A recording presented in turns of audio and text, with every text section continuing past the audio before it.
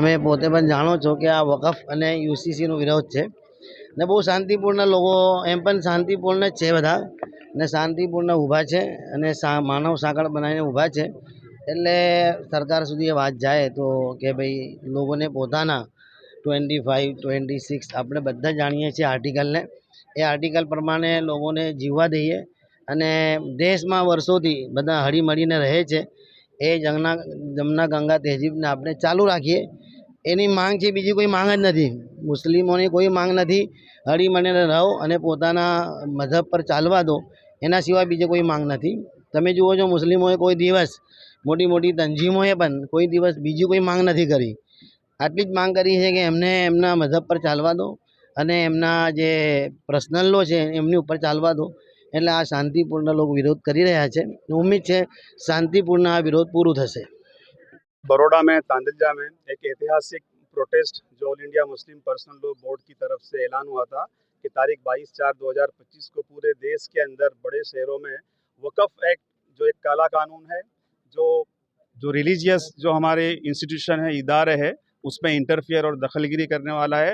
और अभी supreme court में जब हियरिंग हुई उससे क्लियर हो गया कि जो वर्तमान सरकार है ये मुसलमानों की जो वक्फ की संपत्ति है उस पर नाजायज़ कब्जा करना चाहती है और लोगों को गुमराह करके कि ये मुसलमानों के फ़ायदे के लिए है, मुस्लिम ख़वातीन के फ़ायदे के लिए, पसमानगान के फ़ायदे के लिए है, लेकिन ऐसा कुछ है नहीं। ये लोग एक्सपोज हो गए।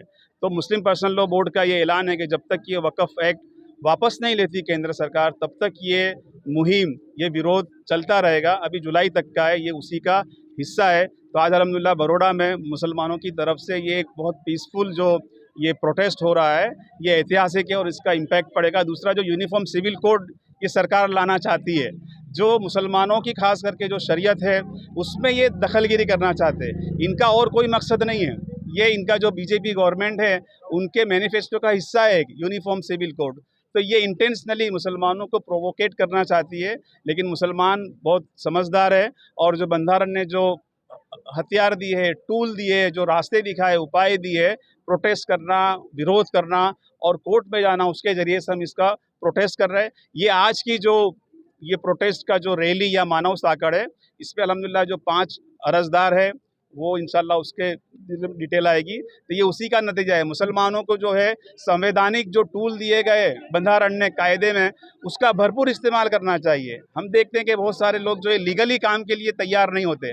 देखिए, हम लीगली काम करेंगे तभी हम ये प्रोटेस्ट कर सकते हैं और ये हमारा बंधारणीय अधिकार है। अगर ये नहीं करेंगे तो हम देश के भी गुनहगार होंगे और अल्लाह ताला के भी गुनहगार होंगे। कि जब तुम्हारी शरीयत में, हमारी मांग यही है कि यूनिफॉर्म सिविल कोड की जो कमेटी बनाई गई है उसको स्थगित करना चाहिए और वो जो लाना चाहते हैं कोड, उसको वापस लाने का ऐलान करना चाहिए कि भाई यूसीसी जो लागू नहीं होगा और वक्फ एक्ट जो है उसको पूरी तरह से जो नवा कायदा बनाया गया है अमेंडमेंट करके उसको वापस ले ले। ये हमारी डिमांड है, पूरे मुसलमानों की डिमांड है।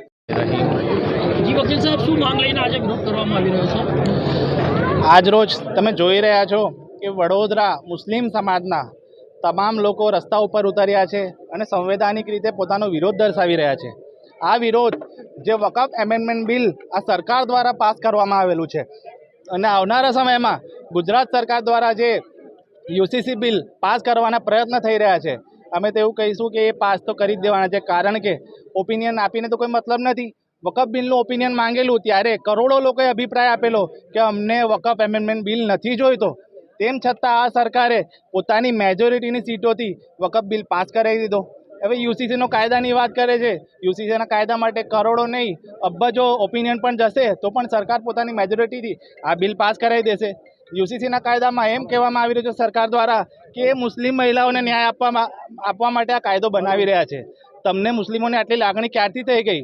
આ મુસ્લિમ સમાજની મહિલાઓ તમે રોડ ઉપર જુઓ, જેટલા સાંસદ છે, ધારાસભ્ય છે, મંત્રીઓ છે, તમે રોડ ઉપર જુઓ કે મુસ્લિમ મહિલાઓ યુસીસી કાયદાનો વિરોધ કરવા માટે નીકળી છે. કારણ કે એમને ખબર છે કે આ જે યુસીસી અને વકફ એમેન્ડમેન્ટ બિલ છે એનાથી અમારા શરીયતમાં દખલઅંદાજી થઈ રહી છે અને અમારા ઇસ્લામના વિરુદ્ધમાં છે. વકફનો મતલબ એવું થાય છે કે અલ્લાહની પ્રોપર્ટી જો કોઈ પણ વ્યક્તિ કોઈને પણ ડોનેટ કરવા માંગે છે તો એને રોકવાનો અધિકાર કોઈને નથી. જે રીતે વકફ એમેન્ડમેન્ટ બિલ પાસ થયા પછી અમારા અરજદારો નામદાર સુપ્રીમ કોર્ટમાં ગયા, કારણ કે સરકારથી તો અમને ન્યાય નથી મળ્યો, પરંતુ અમને આશા હતી કે નામદાર સુપ્રીમ કોર્ટ અમને ન્યાય આપશે. એટલે નામદાર સુપ્રીમ કોર્ટે પહેલી જ હિયરિંગમાં સરકારી વકીલ તુષાર મહેતા સાહેબને પહેલો જ સવાલ કર્યો કે જેટલા પણ મોટા હિન્દુ મંદિરો છે અને ટ્રસ્ટો છે, તમે એમાં મુસ્લિમોને એન્ટ્રી આપશો? ત્યારે એમની પાસે એ સવાલનો કોઈ જવાબ નહીં હતો. તો તમારી પાસે સવાલના જવાબ નથી હોતા તો આવા કાયદાઓ તમે કેમ બનાવો છો? આ વકફ એમેન્ડમેન્ટ બિલ છે એમાં જે રીતે નોન મુસ્લિમને એન્ટ્રી કરવાની વાત કરી છે, હવે જે મુસ્લિમ રિલેટેડ વસ્તુ છે એમાં નોન મુસ્લિમને કેવી રીતે જાણકારી અને કોઈ નોલેજ પણ ના હોય, પછી આવા કાયદાઓ કેમ બનાવવા આવે? તમે કાયદા બનાવો તો રોજગારને લીધે બનાવો, એજ્યુકેશન માટે બનાવો, હેલ્થ માટે બનાવો, પરંતુ માત્ર ને માત્ર ધર્મના મુદ્દાઓને લઈને પોતાની રાજકીય રોટલીઓ શેકવા માટે આ કાયદાઓ બનાવવામાં આવી રહ્યા છે. આપની માંગ શું છે? અમારી માંગ એટલી જ છે કે આ જે કંઈ બિલ પાસ કરવામાં આવી રહ્યા છે એને રોકવામાં આવે, કારણ કે આ મુસ્લિમ સમાજ ખૂબ જ ધીરજ રાખી રહ્યો છે. અને જે રીતે આ મુસ્લિમ સમાજ ધીરજ રાખીને સંવૈધાનિક રીતે વિરોધ કરી રહ્યો છે એ વાત એપ્રિશિએટ કરવાવાળી છે. કારણ કે આ યુસીસીનો કાયદો જે રીતે એવું કહેવામાં આવે છે કે સમાન નાગરિકને સમાન અધિકાર મળે, એટલે તમામ ધર્મના અધિકારો સેમ રહે. હવે આ જ યુસીસી કાયદો ગુજરાત સરકાર લાવી રહી છે અને આ જ ગુજરાતમાં અસાનધારાનો કાયદો છે. આ બેવડી નીતિ કેમ? અસાનધારાના કાયદામાં હિન્દુનો ઘર મુસ્લિમ નહીં લઈ શકતો, મુસ્લિમનો ઘર હિન્દુ નહીં લઈ શકતો, અને એને લેવું પણ હોય તો 5-10 વર્ષ રાહ જોવી પડે. તો પછી શા માટે તમે આ બેવડી નીતિથી આવા કાયદા બનાવો છો? એટલે હિન્દુ મુસ્લિમને તમે લડાવીને પોતાની રાજકીય રોટલી ના શેકો.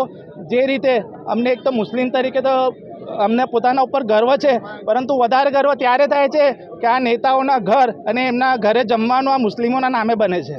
જે રીતે મુસ્લિમોને ટાર્ગેટ કરીને પોતાની પ્રસિદ્ધિ મેળવવામાં આવે છે એ બંધ કરવામાં આવે અને આ મુસ્લિમ સમાજ સંવૈધાનિક રીતે વિરોધ करतो રહેશે.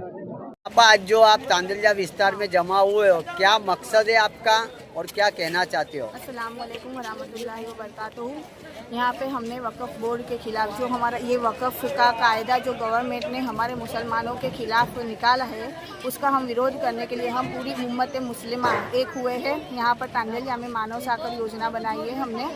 यहाँ पे जो ये इन्होंने कानून डाला है वक़फ़ के लिए, वो वक़फ़ हमारे खुदा की ज़मीन है, हम खुदा के नाम पर यहाँ पे वक़फ़ करते हैं, उसे उसका विरोध करते हैं, वो हमारे शरीयत के ख़िलाफ़ है और हम उसका पूरा विरोध करते हैं, हम उसके ख़िलाफ़ है।